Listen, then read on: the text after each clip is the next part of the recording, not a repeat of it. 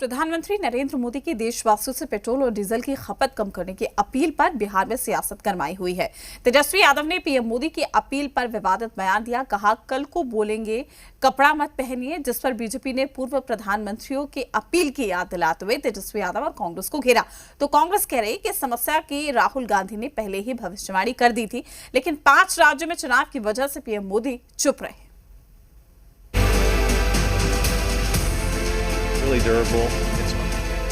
Middle east में जारी महायुद्ध से ग्लोबल इकोनॉमिक के क्राइसिस का खतरा बढ़ गया है। पीएम मोदी ने देशवासियों से बार बार ईंधन यानी पेट्रोल डीजल बचाने की अपील कर रहे हैं। साथियों, हमें पेट्रोल डीजल का उपयोग कम करना होगा।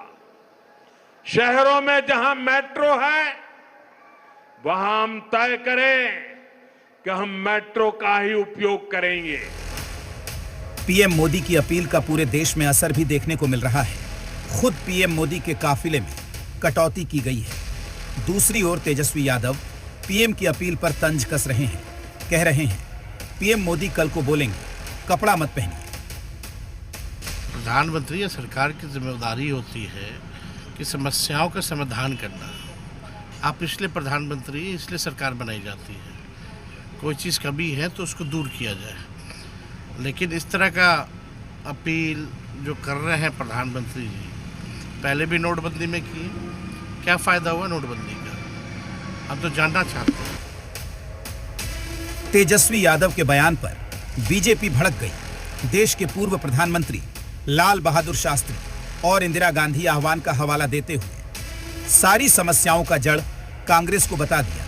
तो कांग्रेस कह रही है, राहुल गांधी ने इस समस्या की पहले ही भविष्यवाणी कर दी थी, लेकिन 5 राज्यों में चुनाव की वजह से पीएम मोदी चुप रहे।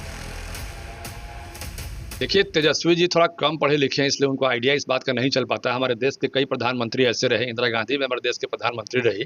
उन्होंने भी एक समय कहा था कि हम तेल पर डिपेंडेंसी हमारा जो है फॉरेन में है, और अपने लोग से आह्वान किया था कि तेल का कम खपत करें। हमारे देश के प्रधानमंत्री लाल बहादुर शास्त्री रहे, उन्होंने भी देश में जब संकट आया तो उन्होंने भी कहा था कि एक टाइम भोजन कम करने के लिए। इसका मतलब ये नहीं है कि देश बर्बादी की ओर जा रहा था और हम लोग जो है देश को बर्बाद कर रहे थे।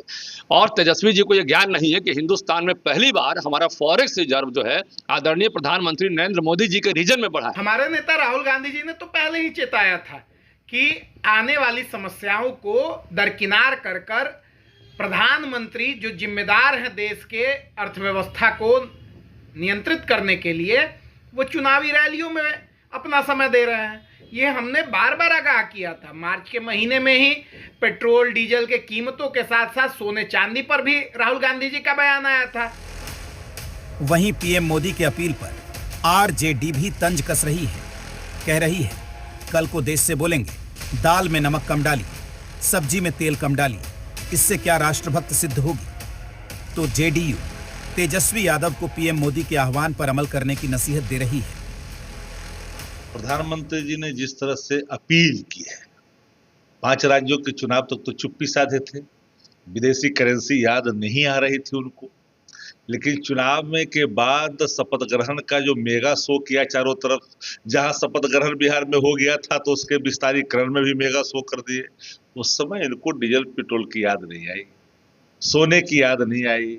ये चाहते हैं कि अब सोना पर तो सुनते हैं कि 15% कस्टम लगने वाला है। उनकी सोच की धन्यवाद है कि देश के प्रधानमंत्री के बारे में ऐसा सोचते हैं, लेकिन देश की जनता ने उनके आह्वान पर जिस तरह से जो है लग्जरी गाड़ियां और सोना चांदी में कमी किए हैं, वो देश दिखाता है कि देश के यशस्वी प्रधानमंत्री के बातों पर कितना असर पड़ रहा है।